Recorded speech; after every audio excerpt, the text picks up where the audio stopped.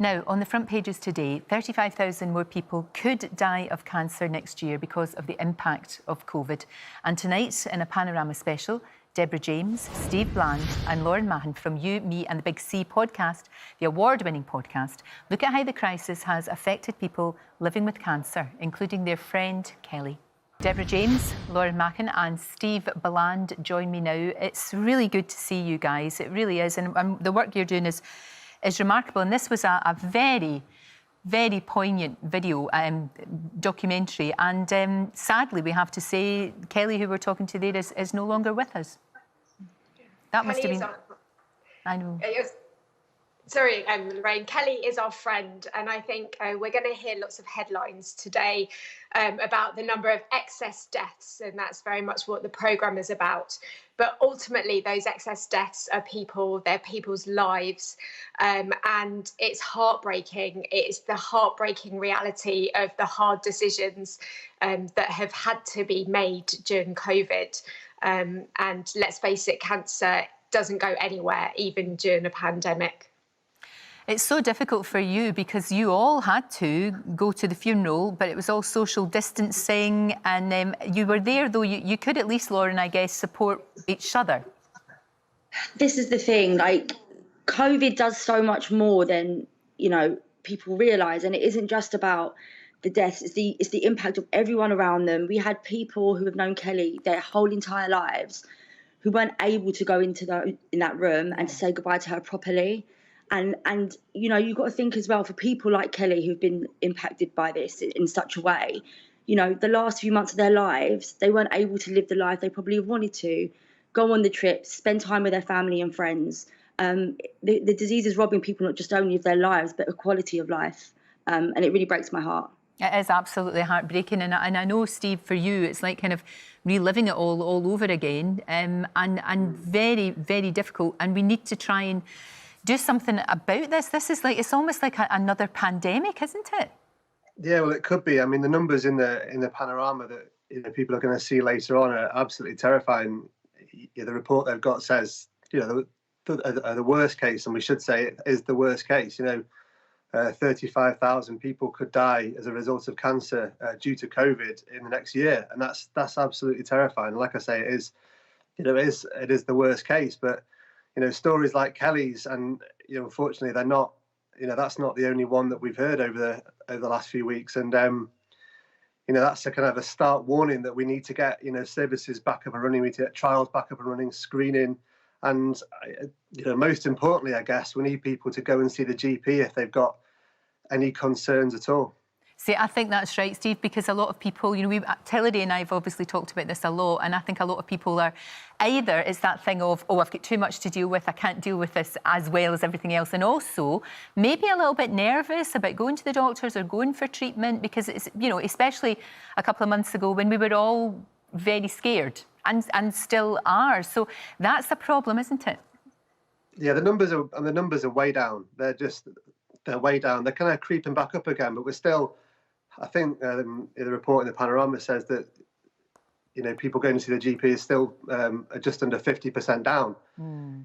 You know, and if you think the number of people getting diagnosed each week, I think it's, you know, it's an awful lot of people, and you're losing half of those people to the system, and you know, that's where the big numbers are coming from, the people not getting diagnosed early. And you know, as particularly Deb will tell you, and we know with Kelly, you know, early diagnosis is key, particularly with, you know, things like bowel cancer, that if you don't catch them early, they, you know, can turn pretty nasty, and this is what we see as the result. Of course. And Deborah, that's why what you're doing is so important, what you're doing with the podcast, which I'm delighted to say is going to be back, which is fantastic. But also from your point of view, you've still been receiving treatment, and how are you right now? Yeah, I'm okay, thanks, Lorraine. I'm really lucky to have received treatment during COVID.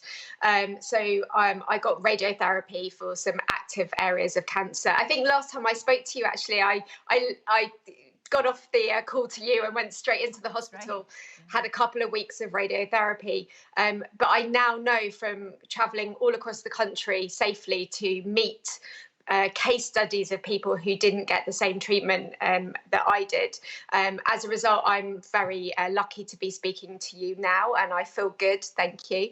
But the heartbreak is, as you suggested, we're back on the air with our podcast, and Kelly is the heartbreak or an example of the heartbreak from Corona, and on a very special wraparound podcast that we've done in collaboration with Panorama. Essentially, we tell her full story, and that's also available tonight to download.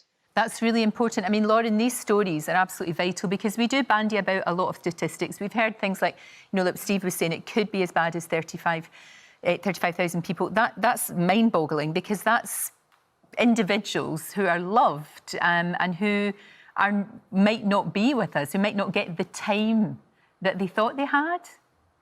Absolutely. And this is the thing I always say. We talk about statistics. Deb always talks about her statistics in terms of her prognosis and like how she's smashing them, which we're so proud of. And, these aren't just numbers. These are mothers, daughters, sons, uncles, brothers, friends, colleagues. These are people.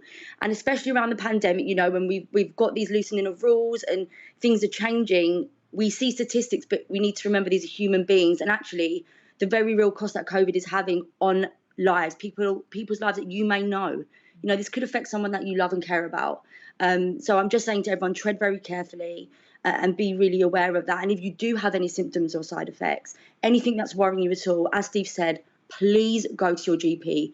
The NHS is still open. It's important we get you in and get you screened because early detection saves lives, whether we're in pandemic or not. Absolutely, and you're okay now, aren't you? The thing is, you've lived through it. You know that's why I think the podcast works so well because you're coming from a place of total knowledge and you absolutely understand the callers. You understand how people are feeling. Yeah, I mean, touch wood, I'm going to knock on wood here. I've got my annual scan in a couple of weeks. And obviously it's a really scary time, no matter what point you're at in your recovery or diagnosis to have scans. But, it is important to see that I did get my cancer early enough. I am 4 years nearly down the line from diagnosis. And I know how fortunate I am, especially when friends like ours, like Kelly and unfortunately another really close friend of the podcast, Sima, have lost their lives during this time. So, yeah, early diagnosis all the way. I'll shout it from the rooftops. Absolutely. And I know, Steve, you would echo that. And your Rachel would be, do you know what? I think she would be so proud of you. And you've rebuilt your life, even in these strange times. You've managed to do that.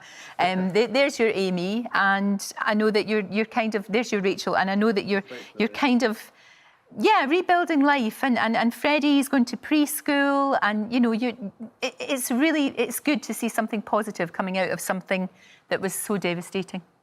Yeah, I mean, it was something that I was so determined to do, and Rachel was, very determined that I should be okay, and I should, not settle for a second-rate version of life. I'm only, I turned 40 on Saturday, just gone, so I've got hopefully, a few more years left in me, and I want to enjoy them, and I want to, love and enjoy life, and so that was it.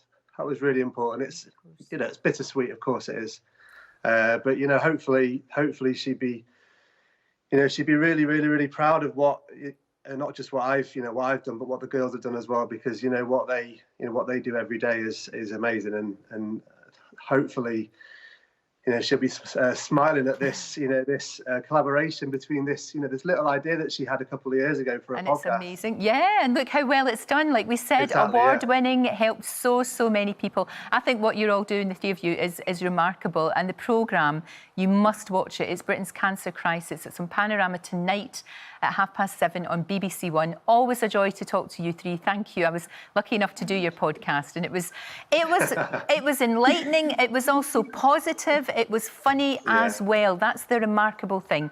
Thank you, and keep doing the work you're doing. It's so important. Thank you so much. Thanks, Lorraine. Thank you.